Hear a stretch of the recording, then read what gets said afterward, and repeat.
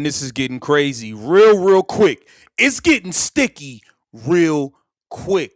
The WNBA refs information has been leaked. There could be potential betting going on, a potential scandal. We don't know what's going on. We don't know who to trust. But this information has been put out. We got to get into it, man. The WNBPA has also failed to protect and represent Caitlin Clark. That is the Women's National Basketball Players Association. The Players Association have not. The WNBA is currently teetering on the edge of a scandal so massive it could potentially dismantle the legitimacy of the entire league. For years, the referees have operated in the shadows, faceless entities that controlled the flow of the game with a whistle and a shrug. But the wall of secrecy just came crashing down. The identities of all 34 official WNBA referees have been leaked to the public, and the timing couldn't be worse. With tensions at an all-time high and accusations of targeted physical abuse toward the league's biggest stars flying every night, these officials are no longer just names on a payroll. They are now under a microscopic lens, and what people are finding is starting to look a lot like a coordinated effort to suppress the new era of basketball. There's a feeling in the air that something is fundamentally broken, and it's getting sticky real quick. When you look at the names on that list, you have to ask yourself what their motives really are. We've seen this story before in other sports, where officials or players start feeling like they aren't getting their fair share of the massive pie they're helping to bake. In the 1940s, roller derby was criticized for having refs who only existed to give an air of legitimacy to what was essentially a sanctioned brawl. Fast forward to today, and fans are asking if the WNBA has devolved into that same chaotic state. The physical toll being taken on certain players is being ignored, and the question is no longer if there is an agenda, but who is ultimately calling the shots behind the scenes. But that's only where the rabbit hole begins, because the money trail in professional sports is currently under federal investigation. Look at what's happening in the NBA right now. You have veterans like Malik Beasley, a man with an 8-figure contract, allegedly caught up in a sports betting scheme that involves point shaving and prop bets. If a man making tens of millions of dollars is willing to risk it all to manipulate a game for a side hustle, what does that mean for WNBA referees? These officials make a fraction of what NBA players earn, yet they hold the power to decide exactly how many free throws a star player gets to take. When you see games where Caitlin Clark shoots 0 free throws while other stars are walking to the line 20 times, the math stops adding up and the speculation starts getting loud. The rumors regarding prop betting among officials are becoming impossible to ignore. In the betting world, overs and unders on player rebounds or free throws are where the real money is made. We've seen specific instances where a ref will blow the whistle for a phantom foul in the closing seconds of a game, perfectly landing a player on their over for the night. It's a pattern that has surfaced in multiple games this season, and with the identities of these refs now public, fans are starting to cross-reference their calls with betting line movements. It's a dangerous game, and if even one of these 34 names is found to be shaving the game for a payout, the entire WNBA brand is going to be stained forever. And yet, the league seems more interested in managing the optics than fixing the integrity of the game. Nowhere is this more apparent than in the treatment of Caitlin Clark. Since she stepped onto the hardwood, she has had a literal bullseye on her back. We are talking Against her out of all players since she has been in the league. And there's been so many uncalled ones. The W finally corrected one, and all of a sudden, it's a problem. Because the WNBA corrected this one flagrant, blatant, disgusting foul and play by Alyssa Thomas, all of a sudden, a new hate campaign, a new smear campaign has been launched right before our eyes, and it's insane, and it's nasty work. And then you got the WNBPA doing nothing. The WNBA, about a level of physical hunting that we haven't seen in professional basketball in decades. She has statistically faced more flagrant fouls than almost any other player, and those are just the ones the refs actually bothered to call. There are dozens of uncalled hits, elbows to the ribs, trips, and shoves that go completely ignored. It's almost as if there is an unwritten rule that says the new girl has to pay a blood tax to be in this league, and the referees are the ones collecting it. The situation reached a boiling point with the Alyssa Thomas incident. It wasn't just a hard foul, it was a blatant strike that sent a shockwave through the fan base. When the league finally stepped in and issued a suspension, you would think that would be the end of it. Instead, it sparked a bizarre smear campaign. Suddenly, the narrative shifted from protecting the players to why are we being so hard on Alyssa? It's a classic redirection tactic, designed to make people forget that a player's safety was intentionally compromised. The officials on the floor that night watched it happen in real time and barely reacted until the replay forced their hand.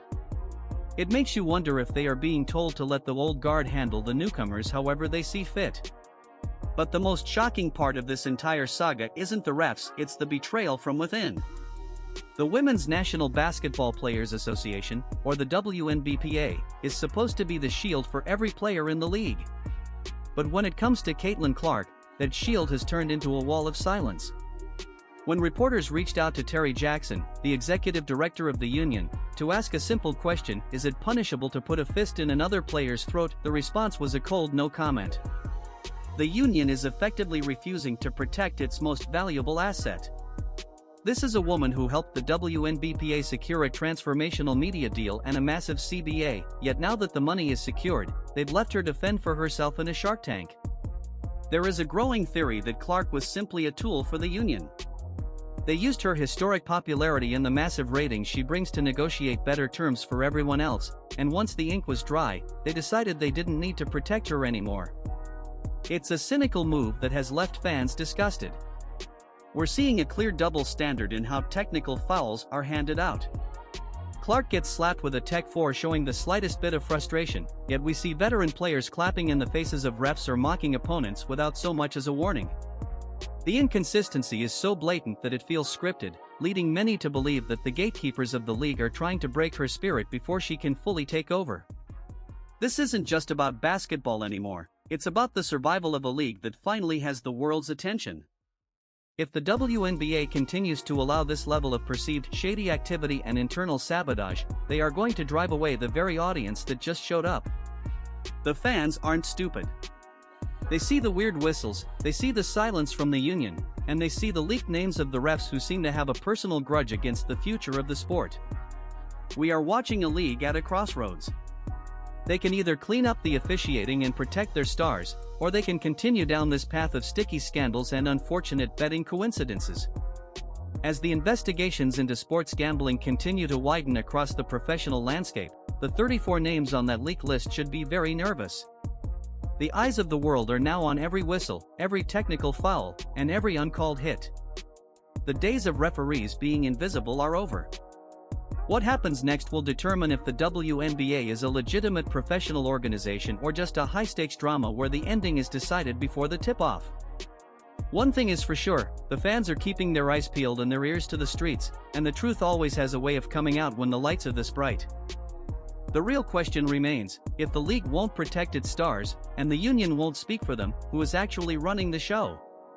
We're heading into a period of uncertainty that could change the face of women's sports forever. Whether it's a scandal involving the legal troubles of betting or a deep-seated jealousy within the ranks, the lid is about to blow off this entire operation. You have to wonder if the people in charge realize that by leaking those names, they've invited the entire world to look into their closets, and there's no telling how many skeletons are waiting to be found. The WNBA has reached its make or break moment, and the silence from the top is the loudest thing in the room. As more information surfaces about these officials and their potential ties to outside interests, the pressure is only going to mount. It's time for the league to decide if they want to be a sport or a spectacle, because right now, it's looking a lot more like a shady business deal than a game of basketball. Stay tuned, because this story is far from over, and the next revelation might be the one that finally breaks the dam. What makes this even more unsettling is the growing narrative that there's a green light policy currently in effect across the league. It's one thing for a game to be physical, but it's another thing entirely when that physicality looks like targeted retaliation that goes unpunished. We're seeing a pattern where certain enforcer types are allowed to play a brand of basketball that The fact that the WNBPA is trying to be hush-hush and hide in a goddamn cave somewhere and act like they don't know what's going on or got nothing to say is disgusting. I said during the CBA negotiations, Terry Jackson should be fired. I said she should have been fired months ago. I've been said it. So I'm not just jumping around to say it right now. The WNBPA refusing to support and stand by Caitlin Clark is nasty work. That is sick. It's disgusting. It is not a on a criminal accusation in any other setting, yet the whistles stay silent. It feels like a coordinated effort to humble the new generation, with the officials acting as the silent partners in this operation. When a player is consistently hit in the neck, shoved while in the air, or tripped without a single foul being called, it sends a clear message to the rest of the league: the rules don't apply to everyone equally. This toxic environment isn't just a byproduct of intense competition, it's being cultivated by the very people paid to prevent it, leaving fans to wonder if the higher-ups have decided that the drama of a hit piece on the court is better for ratings than a fair game. But the league might be playing a dangerous game of chicken with its own future. If the integrity of the sport is traded for shocking highlights and controversial officiating, the massive investments from sponsors could evaporate overnight. WNBPA Executive Director Terry Jackson asking this: is it punishable for your fist in another player's throat, or is it not? Players Union spokesman said the WNBPA respectfully declines comment. The WNBPA has no interest in protecting Caitlin Clark after Caitlin Clark helped them. After Caitlin Clark helped the WNBPA secure a transformational CBA. Companies like Nike and State Farm didn't buy into a brawl league, they bought into the Caitlin Clark effect and the professional growth of women's basketball. If these brands start to feel that their multi-million-dollar investments are being offed by incompetent or biased officiating, the financial fallout will be catastrophic. We are already seeing a massive disconnect between the old guard leadership and the new age audience that is tired of the DMN excuses and the lack of transparency. The house of cards is shaking, and if the WNBA doesn't move quickly to address these exposed flaws in their system, they might find themselves back in the dark ages of sports media, wondering where it all went wrong while the rest of the world moves on to something they can actually trust. The clock is ticking, and the next few months will reveal if this league is built to last or if it was just a flash in the pan fueled by a star they refuse to protect.